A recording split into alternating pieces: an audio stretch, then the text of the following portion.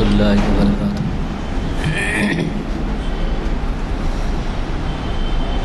اعوذ باللہ من الشیطان الرجیم،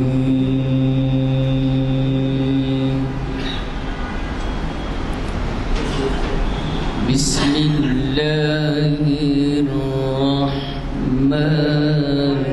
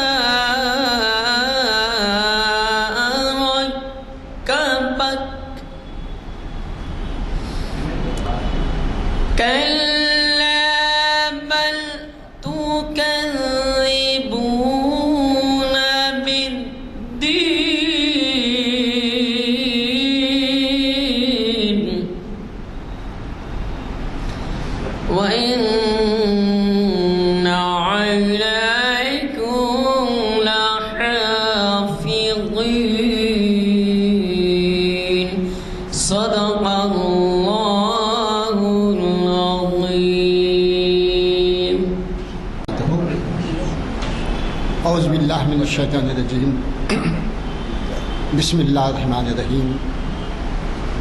ومن عملا صالحا من ذکر والانثى وهو مؤمن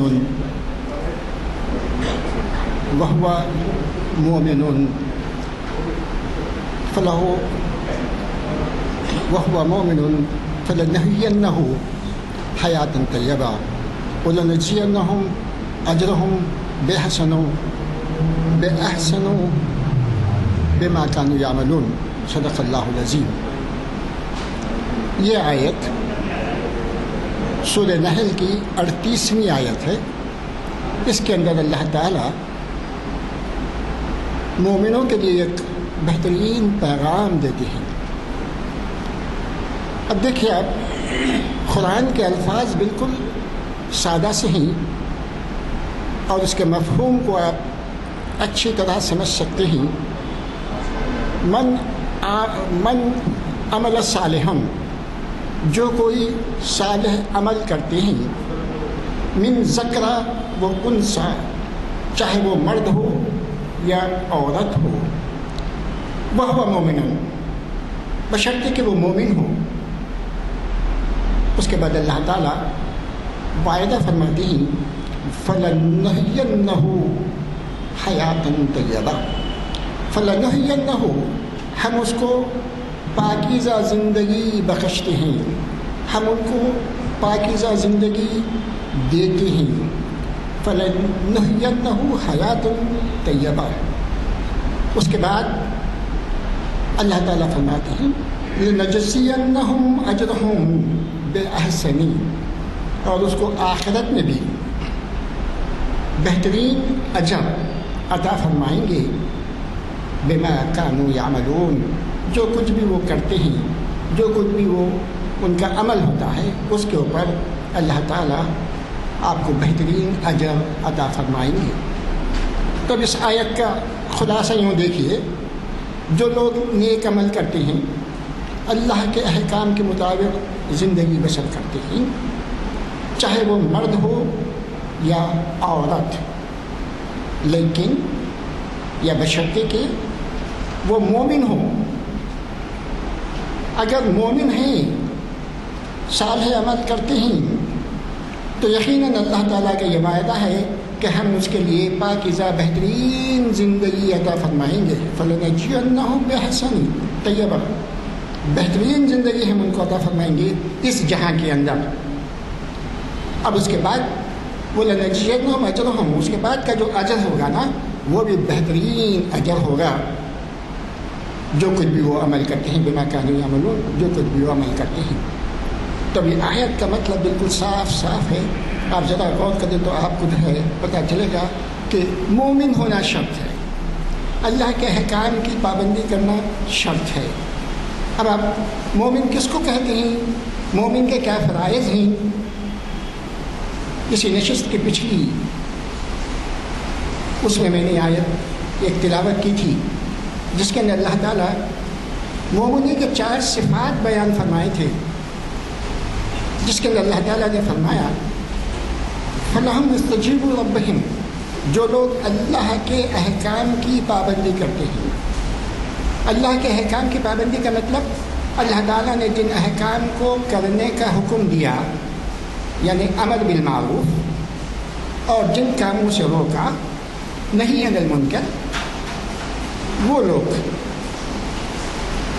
لوگ کامیاب ہیں، وہ لوگ مومن ہیں۔ مومن کی ایک صفات یہ ہے کہ وہ اللہ کے احکام کو جس کے اندر اللہ نے حکم دیا اس کے اوپر عمل آوری کرتے ہیں، جن باتوں سے روکا ہے خود اس سے جو ہے وہ رکتے ہیں۔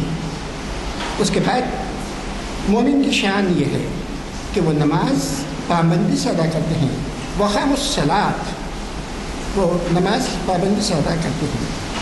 اور اس کے بعد پچھلی آیت میں یہ بات ہم کو پیغام کے طور پہ ملی کہ اللہ تعالیٰ چاہتے ہیں کہ مومنوں کی صفات کے اندر کہ وہ امرہم شورا بینہم، وہ اپنا ہر کام آپسی مشورے سے، باہمی رائے سے حل کرتے ہیں۔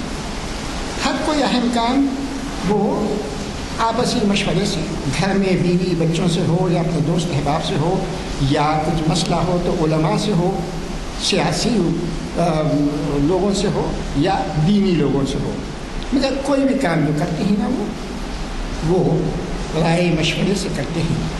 اور پھر اس کے بعد چوتھی بات جو بتائی گئی تھی وہ یہ کہ مما رزقناہم ينفقون، ہم نے جو کچھ ان کو عنایت کیا، ہم نے جو کچھ ان کو دیا اس میں سے وہ خرچ کرتے ہیں۔ تو وہ رزق کے مفہوم میں یہ باتیں آتی ہیں کہ اللہ تعالیٰ نے جو کچھ بھی صلاحیتیں ہر انسان کو دی ہیں الگ الگ، کوئی یہ نہیں کہہ سکتا ہے کہ اللہ نے مجھے یہ صلاحیت نہیں دی، بلکہ اللہ تعالیٰ نے ہر ایک کو کچھ نہ کچھ صلاحیتیں ودیت کی ہیں، دی ہیں۔ اب یہ اپنا اپنا فرض ہے کہ اللہ کی جو نعمتیں ہیں، اللہ کی جو عنایتیں ہیں، اللہ کی جو کچھ بھی ہمارے اوپر جو ہے جو وہ دی ہے اللہ تعالیٰ نے ہمیں، حکمت، علم، دولت، رزق، کھانا پینا وغیرہ، ان تمام چیزوں میں وہ جو ہے کیا کرتے ہیں، دوسروں کو تقسیم کرتے ہیں، اس کے اندر دوسروں کا بھی حصہ نکالتے ہیں۔ خود یہ میرا علم ہے، یہ میری جائیداد ہے، یہ میرا جو ہے رزق ہے، یا میرا جو ہے مال و دولت ہے، نہیں، بلکہ اس کے اندر وہ دوسروں کا بھی حصہ نکالتے ہیں۔ اب دوسروں کے اندر پھر دوسری قرآن کی آیتیں ہم کو رہنمائی کرتی ہیں کہ کس کو دیتے ہیں، کس کو دینا چاہیے۔ اب وہ آپ کو تفصیل سے معلوم ہے کہ سب سے پہلے والدین ہیں، اقربین ہیں، مساکین ہیں، اور راہ چلتے ہوئے مسافر ہیں، وہ تمام تفصیلات سے آپ واقف ہیں۔ تو یہ مومنوں کی خوبی ہے کہ وہ اللہ کے احکام کی پابندی کرتے ہیں، نمازوں کو قائم کرتے ہیں، آپسی معاملات رائے مشورے سے طے کرتے ہیں، اور جو کچھ اللہ نے ان کو دیا ہے اس کو جو ہے وہ تقسیم کرتے ہیں۔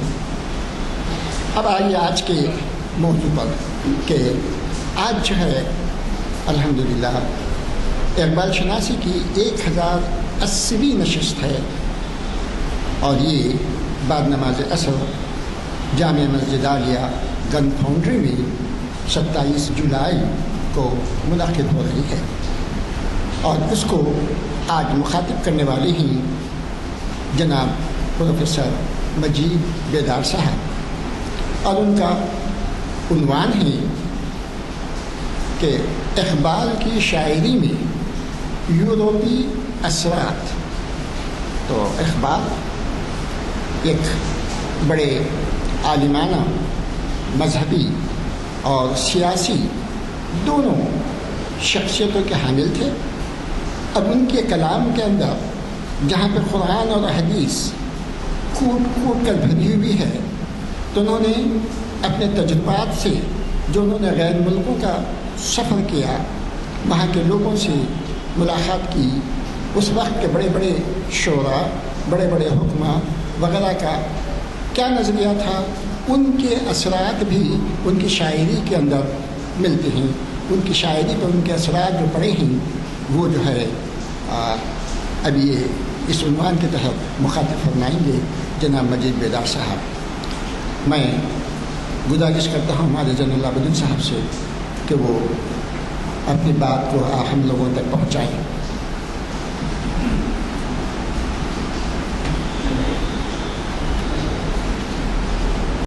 کچھ مصروفیت تو ہونی چاہیے، کچھ سننا کچھ سنانا۔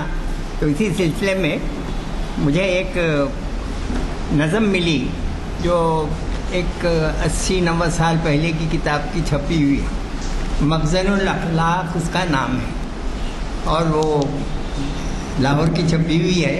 اتفاق سے میرے پاس ایک صاحب نے بھیجا، اس میں سے ایک نظم مجھے ملی، میں وہ سناتا ہوں۔ اسے شاید سے پہلے سنایا مگر سن لیجئے، بڑی خاص نظم ہے۔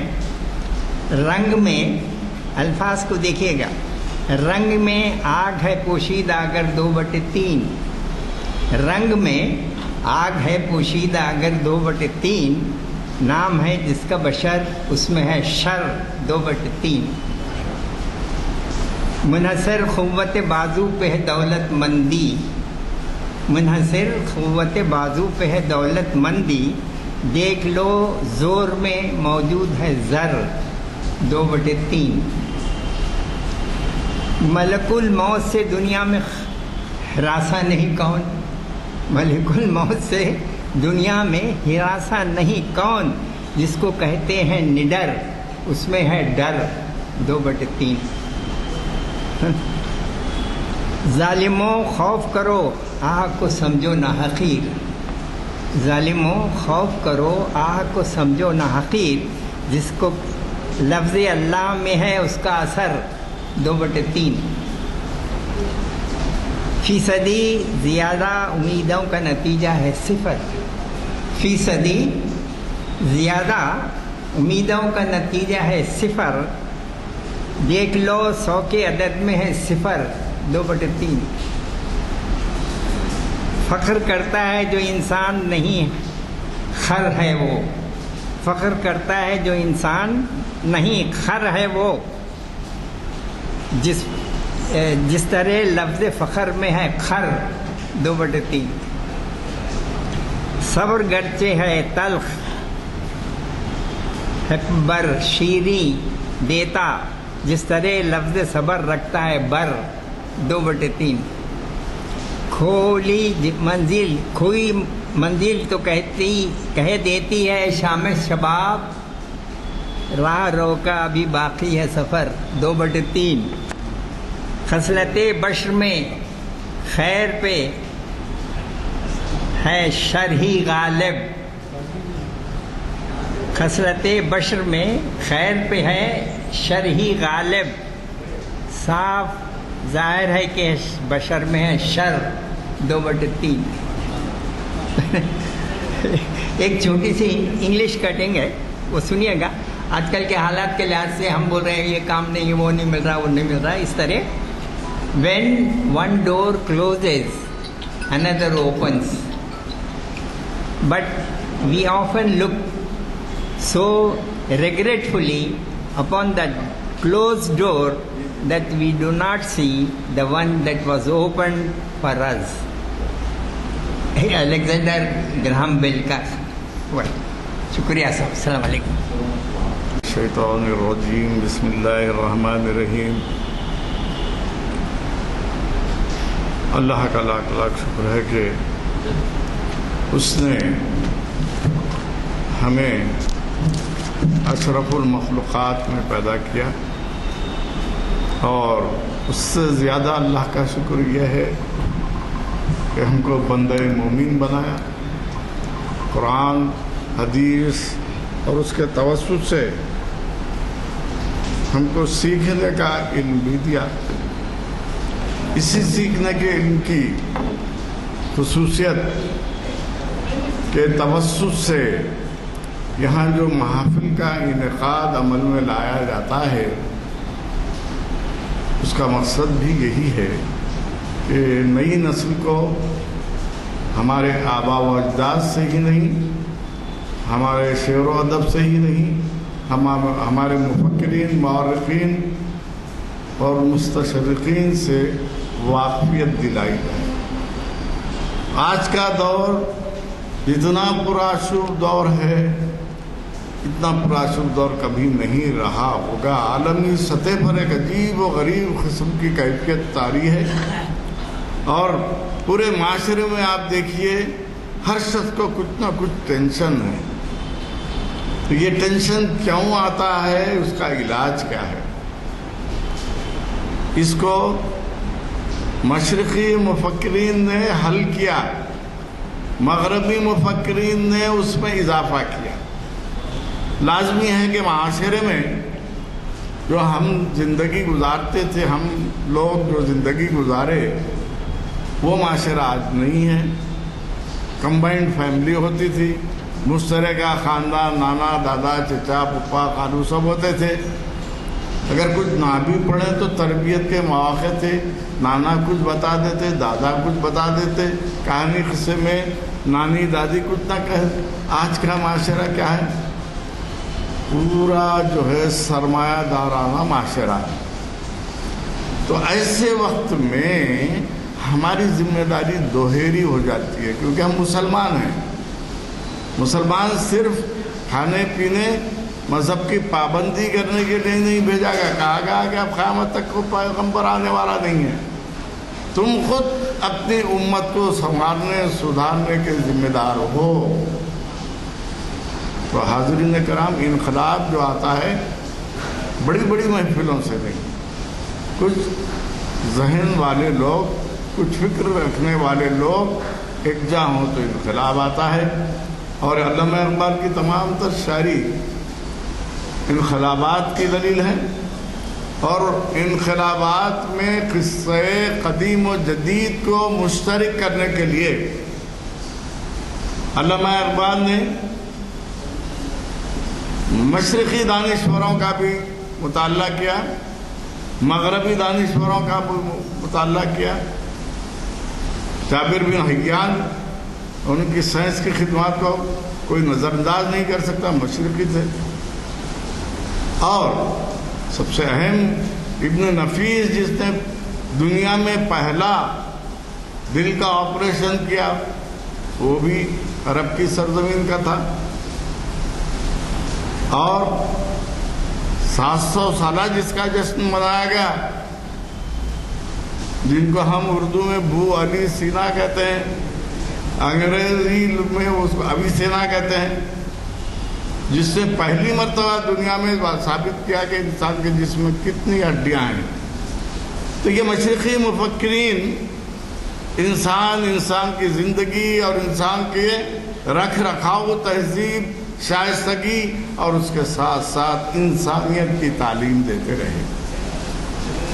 16ویں صدی تک پوری دنیا پر ویرانی چھائی ہوئی تھی، یورپین کنٹریز سے کوئی واقف نہیں تھا، اور وہاں کیا ہو رہا ہے وہ بھی پتہ نہیں چلتا تھا۔ یہ 16ویں صدی کیوں اہمیت کی حامل ہے؟ انسانی ارتقاء کا جب جائزہ لیا جائے تو اندازہ ہوتا ہے کہ ایک دور کو ہم پڑھتے ہیں قدیم پتھر کا دور، دوسرے دور کو پڑھتے ہیں جدید پتھر کا دور۔ یہ پتھر کا دور پڑھنے کی وجہ کیا ہے؟ انسانیت نے کس طرح ترقی کی ارتقاء کو بتانے کے لیے۔ پہلے کے لوگ ہتھیار بنانا نہیں جانتے تھے، دھاتوں سے واقف نہیں تھے، پتھروں کو نکیلے کر کے ہتھیار بنا لیتے تھے۔ قدیم پتھر کا دور، ہتھیار بنانا آ گیا، جدید پتھر کا دور، پھر اوزار بنانا آ گیا۔ ترقی کرتے کرتے آج ہم اتنی ترقی کر چکے ہیں، ایک چیز میں 1000 چیزیں آپ کے سامنے موجود ہیں۔ آج سے 30 سال پہلے سعودی عرب سے تصویر آتی تھی 3 ڈائمینشن، حیرت سے دیکھتے تھے، ادھر سے دیکھے تو صبح کا منظر دکھائی دے رہا خانہ کعبے کا، ادھر سے دیکھے تو رات کا منظر دکھائی دے رہا۔ ایک چیز میں 2 چیزیں۔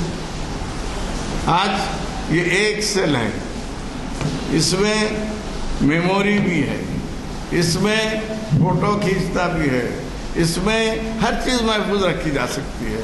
تو ایک چیز میں کتنی چیزیں، یہ کیا ہے؟ یہ فلسفہ سب سے پہلے مشرقی مفکرین نے دیا، کثرت میں وحدت، وحدت میں کثرت۔ یہ فلسفہ کیا ہے؟ ہم انسان کو ایک سمجھتے ہیں، ایک ہے۔ اگر گھڑی بتا دی جائے تو آپ کہیں گے یہ بھی ایک ہے، پین بتا دیا جائے یہ بھی ایک ہے، مگر کیا پین ایک ہے؟ اس میں ریفل الگ ہے، اس کا کیپ الگ ہے، اس کا ڈھانچہ الگ ہے۔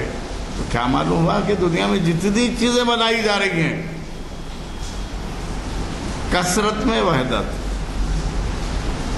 یعنی ایک چیز دکھائی دیتی ہے لیکن اس میں کئی چیزیں ملی ہوئی ہیں۔ ایک کتاب بولتے ہیں آپ، اس میں کئی مضامین رہتے، وہ کتاب ایک ہی ہے لیکن اس میں کئی مضامین ہیں۔ کئی چیزوں کو مل کر ایک چیز بننا، کثرت میں وحدت۔ حضرت انسان وہی ہے، اس کی آنکھ بھی ہے، ناک بھی ہے، کان بھی ہے، ہاتھ بھی ہیں، پیر بھی ہیں، دل دماغ سب ہے۔ کان میں درد ہو رہا تو ہارٹ کے ڈاکٹر کو نہیں بتائیں گے آپ، اس کا ڈاکٹر الگ ہے۔ تو پتہ کیا چلا کہ اللہ نے انسان کو ایک بنایا لیکن اس کے ساتھ 1000 چیزیں دی، اس لیے یہ کثرت میں وحدت۔ اور خدا کی ذات وحدت میں کثرت، یہ خدا کی ذات کی کیفیت ہے، وہ ایک ہے، ہر قسم کی کیفیت اس میں موجود ہے۔ قرآن میں جو کہا گیا، 99 نام بتائے گئے، وہ تمام ناموں کی صلاحیتیں، خصوصیتیں ایک ذات میں ہیں، اللہ واحد۔ اقبال کی شاعری کا مرکز نظر یہی ہے کہ وہ انسان کو سمجھانا چاہتے ہیں، تم لاکھ بڑے بڑے عہدوں پر چلے جاؤ لیکن تم کثرت میں وحدت ہی رہو گے۔ خدا کی ذات وحدت میں کثرت ہے، وہ ذات کی مثال قائم نہیں کر سکتے۔ میں یہ تمہید اس لیے باندھ رہا ہوں کہ میرے اقبال کے کلام کے پس منظر میں جن باتوں کا اظہار ہے اس میں یورپی مفکرین کا ذکر ہے، یورپی اثرات کا ذکر ہے۔ تو اقبال نے کیا یورپی اثرات کو قبول کیے؟ لازمی ہے کہ مشرقی شاعری ایک الگ انداز کی ہے، مغربی شاعری ایک الگ انداز کی ہے، انگریزی میں، فرانسیسی میں، جرمنی میں یا پھر یورپ کی زبانوں میں جو شعر و ادب لکھا جاتا ہے وہ شعر و ادب تہذیب، اخلاق اور شائستگی کے مظاہر ہیں۔ ایک واقعہ میں سناتا ہوں۔ اتفاق یہ کہ عثمانیہ یونیورسٹی میں جاپان کی ایک لڑکی ایم اے میں ایڈمیشن لینے کے لیے آئی۔ تہذیب کا فرق کیا ہوتا ہے اس کے لیے مثال دے رہا ہوں۔ تو بدھسٹ تھی، مائیو کو ناکا مورا نام تھا اس کا۔ آئی، بیٹھی، ادھر ادھر کی باتیں کرنے لگے۔ تو بڑے اطمینان سے وہ کہہ رہی تھی کہ میں جو ہے جاپان سے نکلی، جاپان میں چاول کی شراب اچھی بنتی ہے، دلی آئی، فلاں فلاں کے ساتھ میں نے چاول کی شراب پی، حیدرآباد آئی تو ہم لوگ سب حیرت میں پڑ گئے۔ مشرقی معاشرے میں عیبوں کو چھپانا ہے، مغربی معاشرے میں عیب کو بڑھا کر پیش کرنا، یہ مشرق کا اور مغرب کا فرق۔ جتنے یورپین ممالک ہیں وہ بےہودگی کرتے ہیں تو بےہودگی کا اظہار کرتے ہیں، اور مشرقی ممالک میں کوئی غلطی ہو جائے، گناہ ہو جائے تو نادم ہونا ہے۔ یہ مشرقی اور مغربی تہذیب کا فرق ہے۔ دن بدن ہم بھی وہی مغربی ہوتے جا رہے ہیں، ندامت کا کوئی۔ جب اقبال نے پہلی غزل لکھی تو اس کا جو شعر تھا، موتی سمجھ کے شان کریمی نے چن لیے، خطرے جو تھے میرے عرق انفعال کے۔ کیا بات ہے! آپ نادم ہو کر آنسو گرائیں گے تو اللہ تعالیٰ ان آنسوؤں کو موتیوں سے زیادہ مت دے گا۔ یہ اقبال کا وہ کلام ہے جب وہ بالغ بھی نہیں ہوئے۔ تو اقبال کی فکر میں کتنی گہرائی ہے، کتنی مشرقیت ہے، اور وہ کلام کے ذریعے سر دھلنے کے لیے نہیں، واہ واہ کرنے کے لیے نہیں، اور لوگوں کو مغربی انداز سے گزارنے کے لیے نہیں، ایک پورا لاہ عمل دیتے ہیں۔ وہ لاہ عمل قرآن اور سیرت کا لاہ عمل ہے۔ اس لیے اقبال کی شاعری گو کے مغربی افکار سے پوری طرح استفادہ کرتی ہے۔ ایک مصرع کا شعر ہے، مشرق سے حذر کرنا مغرب سے حذر کر، مشرق سے حذر کرنا مغرب سے حذر کر، فطرت کا تقاضا ہے کہ ہر شب کی سیر کر۔ اقبال کہتے ہیں اللہ تعالیٰ سے مکالمہ ہے، کہہ رہے ہیں تو شب آفریدی چرا آفریدم، اے اللہ تو نے تاریک رات بنائی، تو اپنی قدرت سے بنا چکا ہے، تو میں بھی تیرا بندہ ہوں، تیرا بندہ ہوں۔ اگر تو نے رات بنائی تو اس رات کی تاریکی کو ختم کرنے میں نے بھی چراغ بنایا۔ تو انسان کی عظمت کو علامہ اقبال چھوٹے چھوٹے مصروں میں، اپنی نظموں میں، اپنے کلام میں سمو کر یہ ثابت کرتے ہیں کہ در حقیقت وہ مذہب، وہ قوم، وہ فرقہ، وہ قبیلہ ناقابل قبول ہے جو انسانی عظمت کو نہیں سمجھتا۔ آج پوری دنیا میں انسانی عظمت کی کوئی اہمیت نہیں، اس کو جانور سے بدتر سمجھا جانے لگا ہے۔ اقبال اس کو ناپسند کرتے تھے، کیونکہ اقبال کے دور میں ہی جو مغربی مفکرین پیدا ہوئے انہوں نے نظریہ پیش کر دیا انسان بندر کی اولاد ہے۔ سب جانتے ہیں یہ نظریہ پیش ہو چکا تھا، تو پھر انسان بھی ایک جانور ہی ہو گیا۔ تو جانور جیسی بےہودگیاں کرتے ہیں آپ بھی کر سکتے ہیں۔ حقیقت پسندی کا ایک رجحان پوری یورپ کی شاعری میں ملتا ہے، علامات نگاری کا پورا رجحان یورپ کی شاعری میں ملتا ہے، فرانس میں ملتا ہے، رومانیت کا۔ یہ سب انداز جو ہے تیز رفتاری کے ساتھ، ایک دور تھا کوئی فیشن کو بدلنے کے لیے کئی برس لگ جاتے تھے۔ آج کا زمانہ یہ ہے چوتھے پانچویں دن کیا تبدیلی آئے گی نہیں کہا جا سکتا۔ حال ہی نے کہا تھا رفتہ رفتہ یہ غبارے ناتواں پہنچا ہے وہاں، رفتہ رفتہ یہ غبارے ناتواں پہنچا ہے وہاں، طائرے وہم و گما کے بھی جہاں جلتے ہیں پر میں وہم و گمان بھی جہاں نہیں پہنچ سکتا، انسان کا دماغ وہاں تک پہنچ گیا ہے۔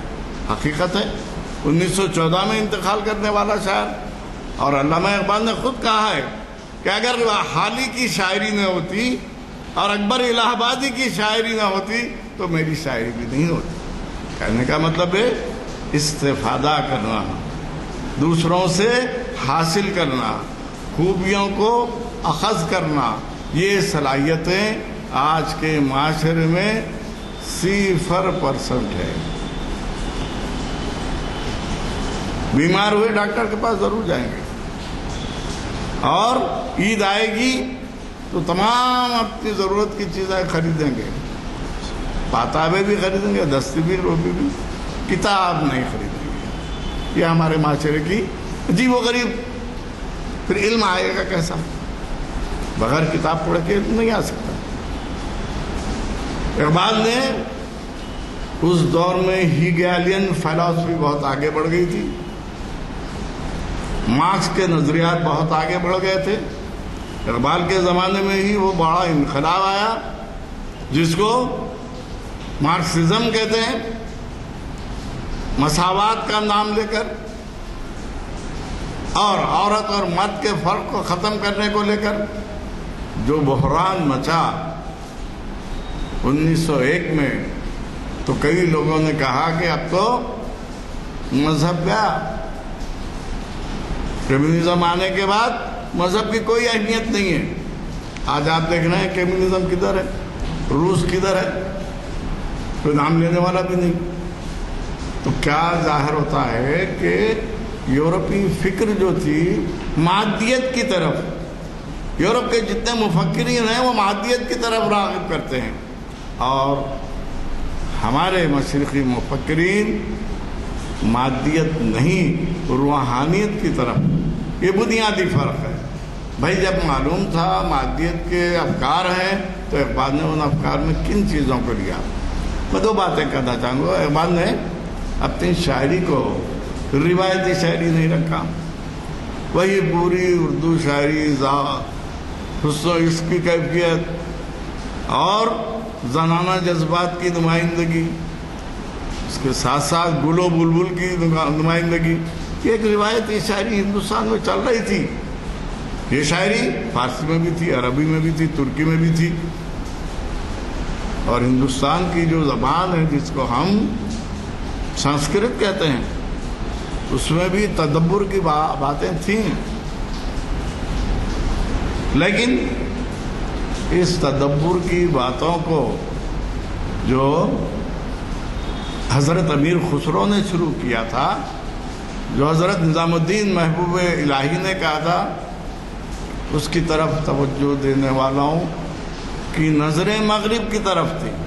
ہر ایجاد مغرب سے آ رہی تھی، تو سمجھا جانے لگا تھا کہ مغربی فلسفہ ہی سب کچھ ہے. تو اس مغربی فلسفے میں جو شکوک و شبہات ہیں، جو مذہب سے بے نیازی ہے، اس کے راز کو کھولنے کے لیے اقبال نے اپنی شاعری کا استعمال کیا. میں آپ کو بتاتا چلوں، اقبال کی شاعری کے دور میں 4 تصورات اردو دنیا میں آ چکے تھے. ایک تصور رومانیت کا تھا، رومانٹسزم کہتے ہیں اس کو.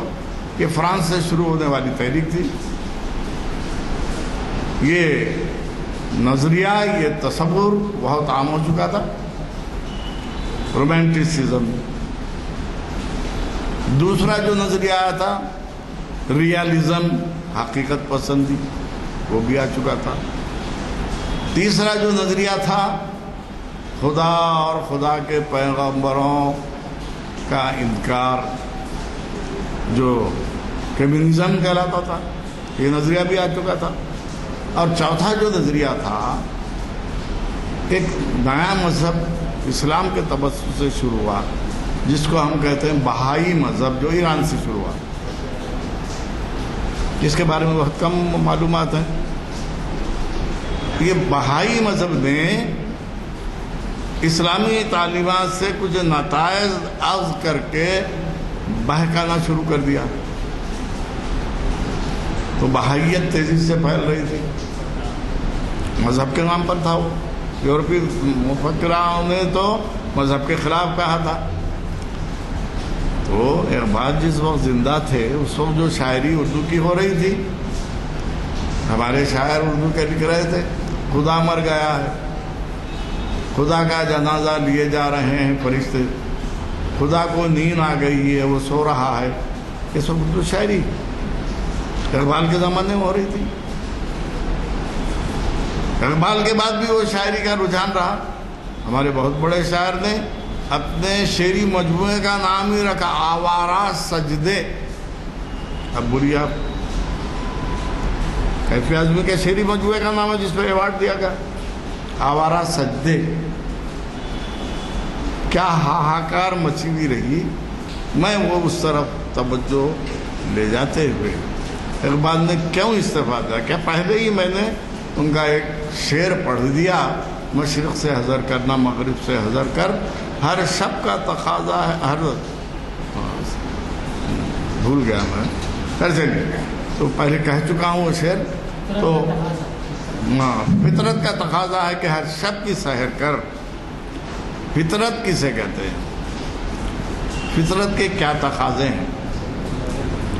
لازمی ہے صبح اٹھتے ہی لوٹا لے کے جانا فطرت ہے. دعوتوں میں بریانی ڈٹ کے کھانا فطرت ہے. فطرت در حقیقت وہ چیز ہے جو خدا کی طرف سے انسانیت کو بلا معاوضہ ودیت کی گئی ہے. اللہ تعالیٰ 2 گھنٹے کے لیے ہوا روک لے تو آپ کا کیا حال ہوگا؟ یہ فطرت میں ہے. بے قیمت دی جا رہی ہے. دن بھر سورج کی روشنی آپ کے پاس آ رہی ہے. یہ فطرت ہے. یہ فطرت ہے. تو خدا کی دی ہوئی عنایتوں کی فطرت کو سمجھ کر اپنی فطرت میں تبدیلی لانا. Some change should be there. کچھ تبدیلی. کیا تبدیلی لانا؟ کیا حضور 5 وقت نماز پڑھتے تو اپن 3 وقت پڑھنا؟ 12 رکعت کے بجائے 8 رکعت پڑھنا؟ یہ تبدیلی نہیں. اسلامی شعار، اسلامی اصول، اسلامی طریقے، اس میں کوئی تبدیلی نہیں ہو سکتی. تبدیلی ممکن ہی نہیں ہے، قیامت تک نہیں ہوگی. پھر تبدیلی اس میں لانا لازمی ہے. کہ کوئی شخص بازو سے ٹکر مار دے آپ کو غصہ آئے گا.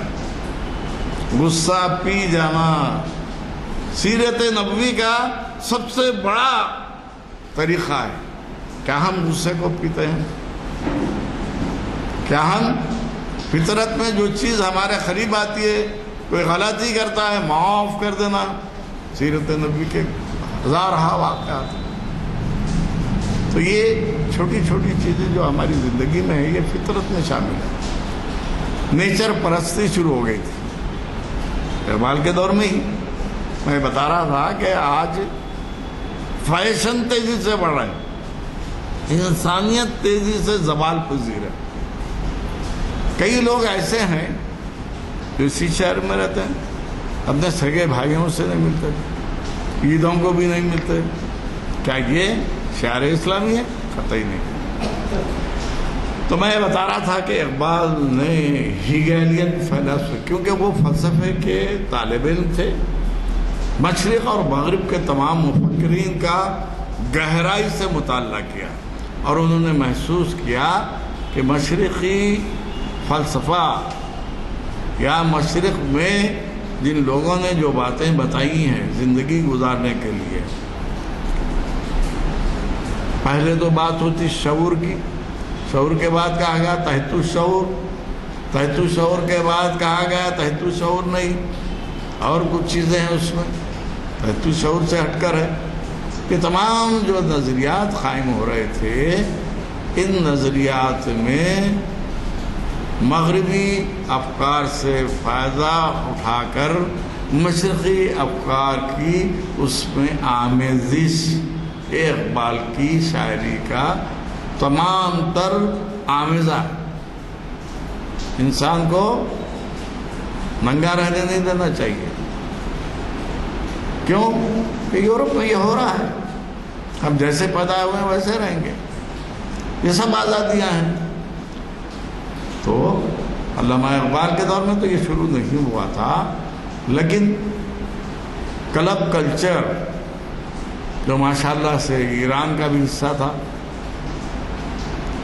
آیت اللہ خمینی کا جب دور آیا تو لوگوں نے اخباروں میں پڑھا جس طرح شراب منع کر دی گئی حضور کے زمانے میں، تو تمام شراب جو راستوں پہ بہہ رہی تھی.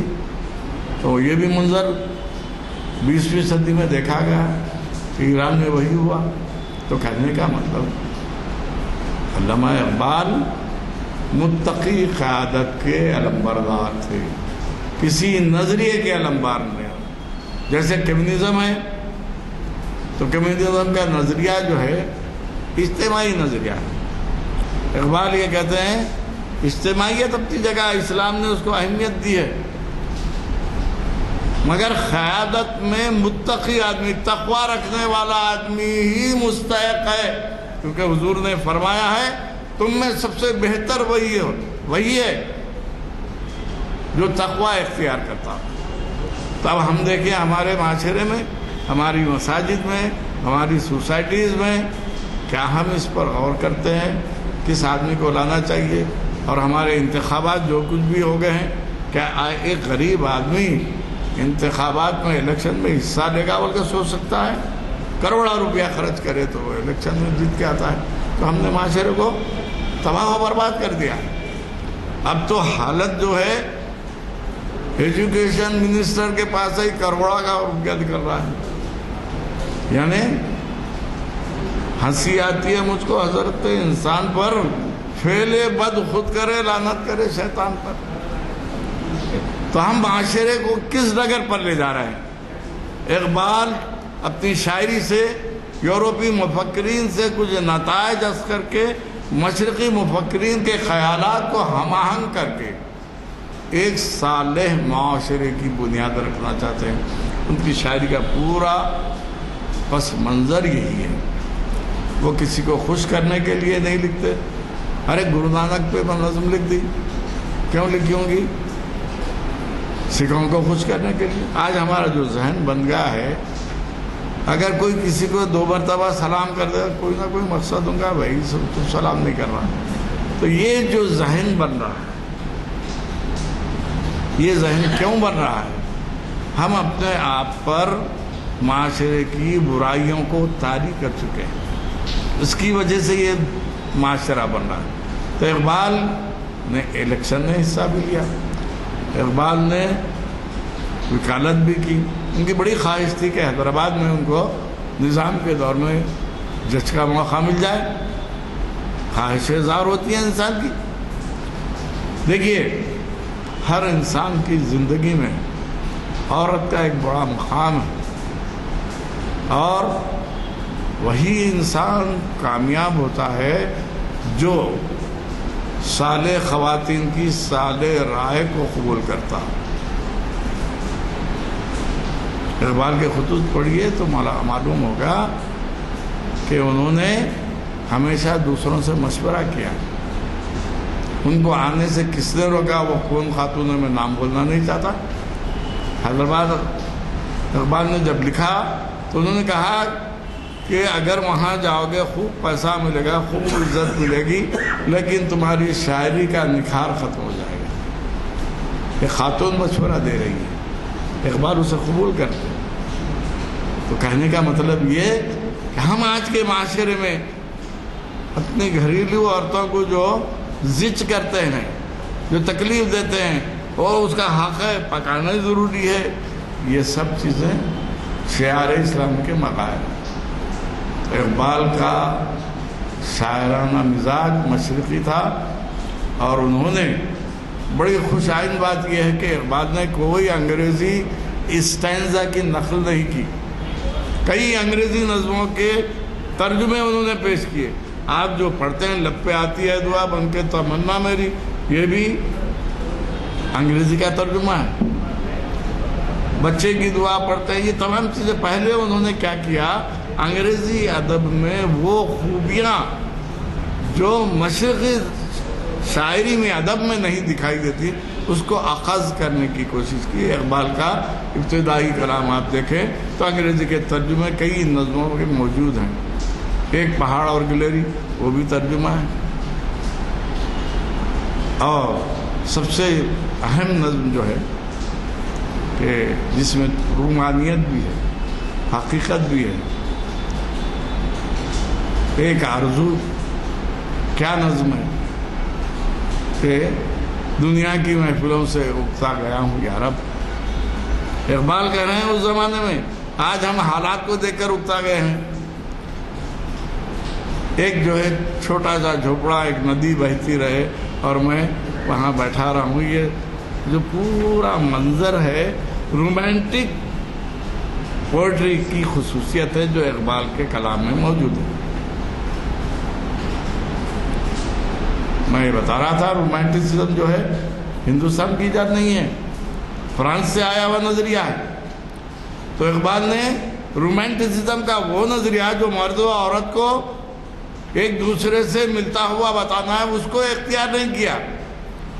اس سے کوئی میسیج، کوئی پیام دینے کا نظریہ لے کر ان کی مشہور نظم ایک آرزو، پھر انہوں نے جو لکھا جس سے استفادہ ہمارے ترقی پسند شاعر مخدوم نے بھی کی، استفادہ کیا انہوں نے. ایسا نہیں ہے کہ شاعر مذہبی ہے تو اس کو نظر انداز کیا جائے، استفادہ ہوتا ہے، تقلید ہوتی ہے، تتبع ہوتا ہے. سب لوگ مخدوم کے بارے میں کہتے ہیں کمیونسٹ تھے، مجتو جاویدانی نہ میں جاویدانی، غزل کے مصور کا ہر نقش پانی مخدوم ہے. اقبال کی شاعری سے شاستم کنت جو نظم لکھ رہے ہیں کب تک میرے مولا، اس میں کیا ہے؟ اقبال کی فکر شامل ہے. تو میں آپ کو بتانا یہ چاہ رہا ہوں کہ اقبال نے یورپ کی شاعری کی اہم خصوصیات کو اپنی شاعری میں شامل کر کے آج کے دور تک پہنچایا. آج بھی اس انداز سے شاعری کی جا رہی ہے. یہ اور بات ہے کہ کیونکہ اقبال کو اپنے فارسی کلام پہ بڑا فخر تھا، فارسی بھی لکھتے تھے، فارسی کلام بھی موجود ہے ان کے، فارسی مصنوعیوں کا اردو ترجمہ بھی ہو گیا ہے. اس کی وجہ سے اقبال کی شاعری میں فارسی تراکیب کا استعمال ظاہر ہے، جس کو آج کا معاشرہ، آج کا مسلم، آج کا اردو داں سمجھنے سے تھوڑا قاصر ہے. اس کے لیے تھوڑی محنت. تو اقبال خود یہ چاہتے ہیں آپ محنت کریں. کہا جاتا ہے کہ جب ہندوستان آزاد ہوا، امبیڈکر نے ابوالکلام آزاد سے کہا ارے بھائی میں ہمارے لوگوں کو کچھ جو ہے سہولتیں فراہم کر رہا ہوں، تم بھی چاہو تو مسلمانوں کو بھی شامل کر لو. ابوالکلام آزاد نے کہا اس قوم کو سہولتیں دیں گے اور نااہل اور کاہل ہو جائے گی، اس کو سہولتیں دینے کی ضرورت نہیں. تو کتنا اعلیٰ ذہن تھا، یہ کس وجہ سے ہوا تھا.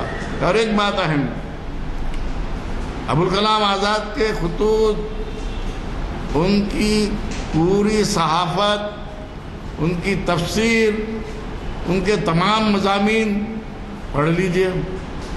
فارسی کے کئی شعراء کا کلام ریفر کرتے ہیں، مصرے بھی لکھ دیتے ہیں، مگر پورے ان کے جائزے میں اقبال کا ایک مصرع بھی نہیں ہے. اقبال کا کوئی مصرع انہوں نے کبھی اپنی تقریر میں، اپنی تحریر میں، اپنی صحافت میں، اپنے مضامین میں، اپنی تفسیر میں استعمال نہیں کیا. اب اس کے بارے میں لوگ کئی باتیں اڑائیں گے. ایسا نہیں ہے کہ اقبال سے واقف نہیں تھے، بلکہ بات یہ ہے اقبال کی فکر جو تھی ٹھیٹ اسلامی فکر تھی، انسان کو پکا مسلمان بنانے کی. اور مولانا آزاد بھی مذہبی آدمی تھے، لیکن وہ کمیونزم سے بھی متاثر تھے، مارکسزم سے بھی متاثر تھے، اور دوسری چیز جس کو آج ہم جمہوریت کہتے ہیں، اقبال ویسی جمہوریت کے قائل نہیں تھے، کیونکہ انہوں نے خود میں سے جدا ہو دین سیاست سے تو رہ جاتی ہے چنگیزی. آج دیکھ رہے ہیں آپ دنیا کا حال. تو دین کو افضلیت دینا یہ اقبال کی شاعری کا مقصد تھا. مولانا آزاد کی فکر یہ تھی کہ سیکولرزم، جمہوریزم، یہ تمام چیزیں جو ہے یورپ سے آئی ہوئی تھی.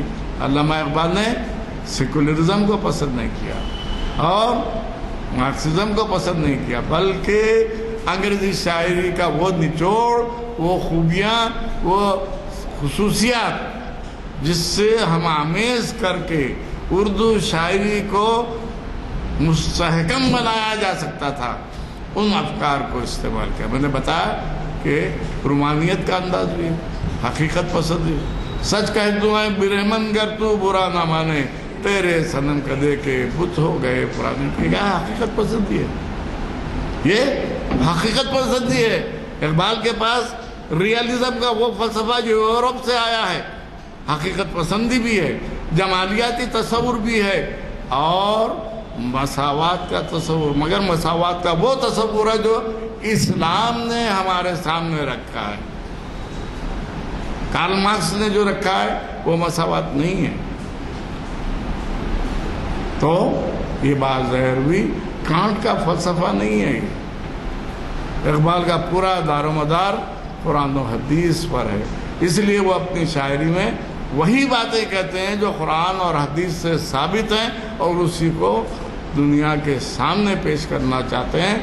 اس لیے علامہ اقبال نے اپنی شاعری میں یورپی افکار جتنے تھے سب اختیار کیے۔ اس دور کے کسی شاعر نے کچھ ترقی پسند شاعروں نے جو بتایا، میں نے اشعار بتائے، تو اس میں کچھ چیزیں اختیار کی ہیں انہوں نے۔ پوری طرح مارکسزم بھی نہیں آیا، پوری طرح حقیقت پسندی کے نام پہ تو عریانیت آ گئی، پوری اردو شاعری میں وہی ہے۔ تو اقبال دائرہ اخلاق میں رہ کر، تہذیب کے دائرے میں رہ کر ادب کو پروان چڑھانا چاہتے تھے، اسی لیے ان کی شاعری مغرب کے اثرات یا یورپ کے اثرات سے مستفیض ہوتی ہے، فیض حاصل کرتی ہے، اور اس کے ذریعے اردو شاعری میں نئے نئے تاثرات، نئے نئے رجحانات لازمی ہیں، جس کو ڈائلاگ رائٹنگ کہتے ہیں، مکالمہ نگاری، شاعری میں مکالمہ نگاری۔ دیکھیے جبریل و ابلیس پڑھیے، مکالمہ ہو رہا ہے، خدا کے ساتھ مکالمہ ہے۔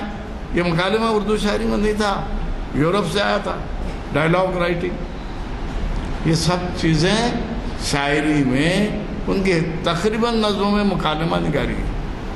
اور مثنوی کا وہ پرانا روپ جو تھا، حسن و عشق کی باتیں، ماورائی باتیں، ما فوق الفطرت عناصر، جن پری دیو راجشک کا ذکر، آپ ان کی مثنویاں پڑھیں گے، مسجد خرطبہ پڑھیے، دیکھیے کیسی مثنوی ہے۔ عشق کی بات کر رہے ہیں، عشق کیا ہے، عشق کس کو کہتے ہیں، کہ پورے فلسفیانہ خیالات شاعری میں سمو رہے ہیں۔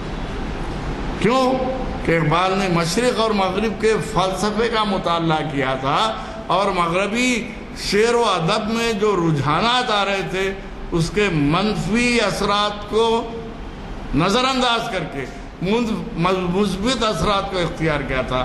اس لیے اقبال کی شاعری میں وہ تمام خوبیاں، وہ تمام زبان و بیان کے معاملے میں اقبال پیچھے رہ جاتے ہیں۔ اہل زبان شاعر اقبال کو نہیں کہا جاتا، اس لیے کہ انہوں نے کہیں جو ہے لفظ کو کسی انداز سے کہیں نشہ استعمال کیا، کہیں نشہ پلا کے گنا تو سب کو آتا ہے، سامنے نشہ میں کو پلاغرف نہیں پیمانے سے۔ تو لفظیات کے معاملے میں اقبال جو ہے جدید فکر کے حامل تھے۔ جدید فکر میں وہ روایتی جو فکر تھی، جو لفظ پرانا ہے ویسے ہی لکھنا، مکھی ٹو مکھی جو ہوتے ہیں، اس کے خیال نہیں تھے۔ تبدیلی، تغیر، چینج اور انقلاب کو زندگی کا، اور وہ کہتے تھے قرآن کی تعلیمات، قرآن کے احکامات، حضور کی زندگی تبدیلی کا بہت بڑا مظہر ہے، ہم کو اس سے استفادہ کرنا چاہیے۔ میں سمجھتا ہوں کہ اچانک بارش ہونے کی وجہ سے مجھے آنے میں تھوڑی سی تاخیر ہوئی، اس کے لیے معذرت خواہ ہوں، اور آپ جانتے ہیں کہ میں اقبال کے اشعار کو کم کوٹ کرتا ہوں اور ان کے فکر کو ظاہر کرنے کی کوشش کرتا ہوں۔ اس کی وجہ یہی ہے کہ آج ہماری یونیورسٹیوں میں، کالجوں میں جو تعلیم دی جا رہی ہے اس میں تہذیب، اخلاق، شائستگی، فلسفے کا کوئی ذکر نہیں ہے۔ کون سا فلسفہ کیا ہے؟ اب میں نے کہا حقیقت پسندی، ریئلزم نہیں معلوم، رومانیت نہیں معلوم۔ یہ تمام چیزیں جو ہے آج کے معاشرے سے دور ہوتی جا رہی ہیں۔ ہر شخص اپنے بچوں کو ڈاکٹر، انجینئر اور کیا کیا بنانا چاہتا ہے، مگر بھائی جو حالت ہے، عثمانیہ یونیورسٹی کے 100 سال گزر گئے ہیں، اب وہاں ایڈمیشن لینے والے کوئی نہیں۔ ہر ماں باپ اپنے بچوں کو انجینئر، ڈاکٹر، کیوں بھائی؟ ایم اے کرنے میں کیا برائی ہے؟ اسلامک اسٹڈیز میں 30 سیٹ ہیں۔ اسلامک اسٹڈیز کس کا سبجیکٹ ہے؟ اس میں 28 हिंदू बच्चे एडमिशन लेते हैं, 2 मुस्लिम। कब की बात बताओ ना, मैं 2012 में रिटायर्ड हुआ। हमारी इतनी जमातें, इतनी एसोसिएशन, इतने हंगामे होने के बावजूद हम 30 बच्चे नहीं फराहम कर सके, तो हमारी जिंदगी का मकसद क्या है? ये तब्दीली लाने की जरूरत है। हर फील्ड में हर शख्स की ज़रूरत है। जिस वक्त मैं MA कर रहा था, मेरे तारे भाई मुफ्ती सादक मोहिउद्दीन साहब के बड़े भाई, उन्होंने कहा अरे उर्दू से MA करके क्या करता मैं? गनी साहब को देखो, बोले अनवार रूम कॉलेज में लाइब्रेरियन है, उर्दू करके क्या करते हैं? अल्लाह का फजल। तो आप इक़बाल की फ़िक्र से मुस्तफ़ीज़ होने के साथ अपने आप में तब्दीली, ये तब्दीली दर हक़ीक़त चेहरे मोहरे को सजाने में नहीं, अमल की ज़िंदगी में तब्दील आना। शुक्रिया।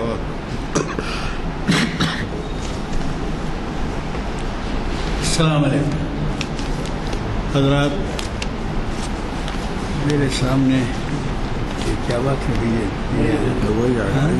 नहीं, ये तो हो चुका है। हाँ, ये है। कौन सा है जी? ये है ना, ये है बाबा, वही तो रखेंगे। साहब, आपने जो आलमाना खिताब समाअत फरमाया, इसके बारे में क्या राय हो सकती है? मुझे बड़ी खुशी होती है कि हमारे मुकर्रिरीन बड़ी ही तैयारी के साथ तशरीफ़ लाते हैं। अब यानी जुमा के आवाज़ में ये अगला प्रोग्राम मैं सुना रहा हूँ आपको। जुमा का जो वाज़ है 29 जुलाई को, वो जी 29 जुलाई को जो वाज़ है वो आपके जाने पहचाने मुखर्रिर और तामीर मिल्लत के सदर जनाब मोहम्मद ज़ियाउद्दीन नैयर क़ब्ल खुतबा जुमा में वाज़ होगा उनका आने वाले जुमा में। और फिर आपके बहुत ही अच्छी तरह से जाने पहचाने और अब तक कई मरतबा शायद हमारे पास 100 से ज़्यादा खिताबात हो गए होंगे, प्रोफेसर सैयद राशिद नसीम नदवी 26 जुलाई को 30 जुलाई को हफ्ते के दिन इमाम नौवी तारीख़ी शख्सियत प्रोफेसर सैयद राशिद नसीम नदवी तारीख़ इस्लाम का 964वां लेक्चर होगा। और इसके बाद ये जुल्म का इस्लामी तसव्वुर के नाम से हाफिज़ मोहम्मद इस्हाक़ कमाल क़ादरी साहब मुखातिब कर रहे हैं। ये आपके जाने पहचाने मुक़र्रिर हैं और इन्हीं से हमारे क्या आवाज़ कर रहे हैं भाई? खामोश बैठो, उधर जाके बात करो। तो हाफिज़ मोहम्मद इस्हाक़ कमाल क़ादरी वो शख्सियत हैं जिनसे हमारे इन महफ़िल का आगाज़ हुआ था। और ये जो है जुल्म का इस्लामी तसव्वुर, अभी जो है किताब जो आपका हुआ है, उस किताब में कई मरतबा इसका जिक्र आया। शरीयत इंफॉर्मेशन सर्विस की 860वें लेक्चर है। और फिर इक़बाल के मकबूल तरीन नशार, यानी जो ज़रूर मिसल बन गए हैं या उसके बग़ैर महफ़िल ज़मीन अदा नहीं होता, ये जो है आपके जाने पहचाने मुक़र्रिर सैयद इम्तियाज़ुद्दीन साहब मुखातिब फरमा रहे हैं। अच्छी तरह से आपको याद होगा कि सैयद इम्तियाज़ुद्दीन बड़े ही पाबंदी से यहाँ पर किताब करते थे और ये हैदरगढ़ की मस्जिद के कमेटी के सदर है। तो इनका खिताब 4 शंबे के दिन 3 अगस्त बाद असर है, वो मत भूलिए। और ये महफिल इक़बाल शनासी की 1081वीं नशिस्त है। मुझे कभी तवक्को है कि आज जिस तरह आपने सालिमाना किताब से इस्तिफ़ादा किया, हमारे महफिल को आबाद करते रहेंगे। मगर सिर्फ एक गुजारिश है, मैंने पहले भी कहा था कि कम से कम एक नौजवान को साथ लेते हैं। मुझे इस बात की फ़िक्र रहती है कि हमारे महफिल में 25 साल से चल के नज़र नहीं आता, तो ज़रूरत इस बात की है कि नौजवानों को भी इस जानिब राग़िब किया जाए। मुझे कभी तवक्को है कि आप ताउन फरमाएंगे। چونکہ دعا ہو چکی ہے دعا نہیں ہوئی.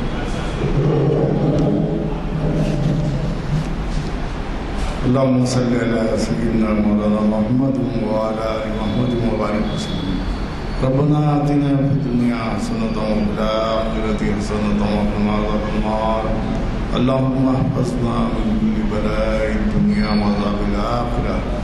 ربنا تقبل منا إنك أنت السميع العليم آمين. وتب علينا إنك أنت التواب الرحيم برحمتك يا أرحم الراحمين والحمد لله رب العالمين.